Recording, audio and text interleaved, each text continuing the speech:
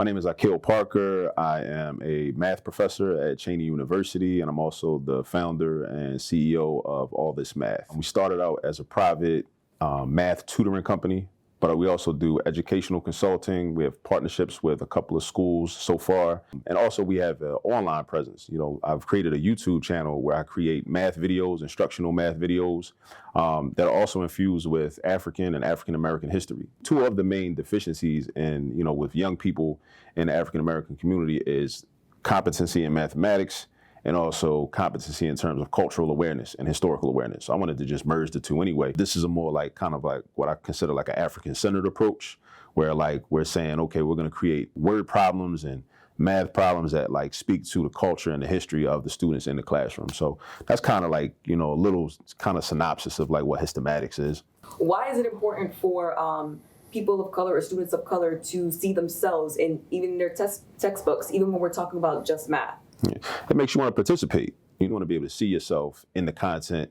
You want to see yourself in the story. Mathematics, like all subjects, is really a story. But if you're constantly kind of told subtly that you're not in this story, this has nothing to do with you, then it's kind of well, why would I really want to be involved in something that has nothing to do with me? It's one of the reasons why I was a little hesitant about leaving the traditional classroom, because I knew that my presence was beneficial for young Black boys, especially to, as a form of role modeling and letting them know that okay, you can be a man first, you can be a Black man first and still be intelligent, you can be intellectual, you can understand mathematics. But that's another reason it also has motivated me to develop the AllThisMath YouTube channel, because you can see me on your phone the same way you see your favorite rapper on that YouTube video of one of his songs on your phone.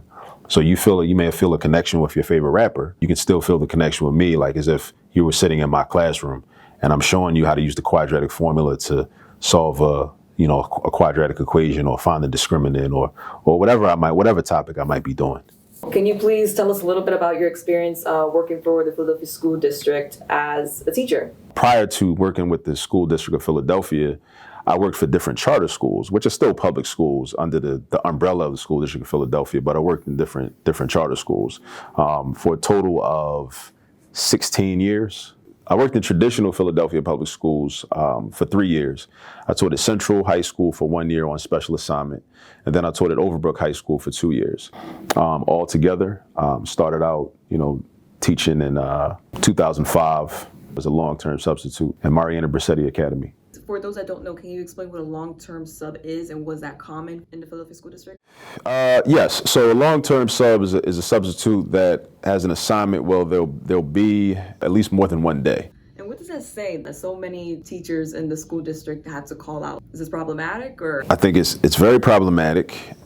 It speaks to the environment within the schools. It speaks to the level of preparation that the teachers have for the responsibilities that are placed upon them.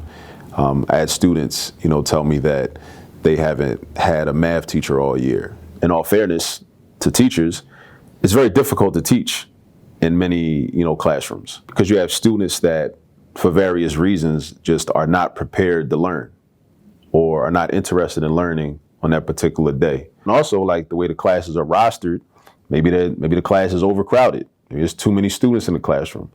So the learning environment becomes inconducive to learning. So then it becomes difficult, almost impossible, for you to really actually teach and do what you may even want to do. And I know that from firsthand experience. And then you get to the point where you have to make a decision. Do I just let the people that aren't as interested just sit in the back and not learn? Or do I put forth the energy to try to convince them and persuade them that this subject is of value? I think when you become more experienced in your career, you realize that everybody can't go. Because if you don't accept the fact that everybody can't go, what'll happen is, by you trying to create a situation where everybody can go, you'll cause harm to the people that are ready to go and actually want to go. So when you think about that, how that becomes normalized in a lot of schools, then it becomes kind of no wonder why there's so many mathematics deficiencies among a lot of students. Why is it important for us to learn the math that we do learn in school? So a couple of reasons. So there are a lot of formulas, right, that you'll learn in mathematics classrooms that are applicable to, daily situations. When you're encountered with a situation, a circumstance, a problem of your own that may have nothing, you may think it has nothing to do with mathematics, your brain has been trained to think in a certain way. So you know how to think in a systematic way where you consider all the facts in the situation. Because a lot of times if we're not trained to think in that way, then we end up defaulting to an emotional response. And oftentimes the emotional response is not the most healthy response for anybody involved, because oftentimes we end up making rash decisions that might make sense in the moment, but we may regret that choice at a later time. So the hope is that, with math, it developing our, what we call our critical thinking ability, right? Then we can then take that critical thinking ability and apply it in all these different other situations that we're confronted with. Consequential thinking, again, is a mathematical concept. And this is why word problems in a math class become important, because every word problem, it gives you information about a scenario. And then it proceeds to say, well, if this is the case, then what will happen in this situation? Basically asking what would the consequences be if we replace that number with this number, and now we have a similar situation. So out in the street somewhere, you're not even trained to think consequentially. You're only trained to think about in the moment. Right now, this is how I feel right now. Whatever happens later is irrelevant, especially with a lot of the young men exist in these school settings where there's no real discipline, there's no accountability. They're not held accountable. There are no real consequences, no concrete consequences. So out in the street somewhere, you're not even trained to think consequentially. You're only trained to think about in the moment. Right now, this is how I feel right now. Whatever happens later is irrelevant. Or you're made to believe that your feelings really matter more than what you did. It's as if everything is justified because you felt disrespected or you felt angry, which again ties right into the phenomenon of gun violence. Because a lot of times people say, well, I was angry, I was mad, so I shot him. There's no coincidence that so many people are conditioned to hate mathematics and be averse to mathematics and want to stay away from it, because once you start doing that, you start seeing the world differently. You start behaving differently.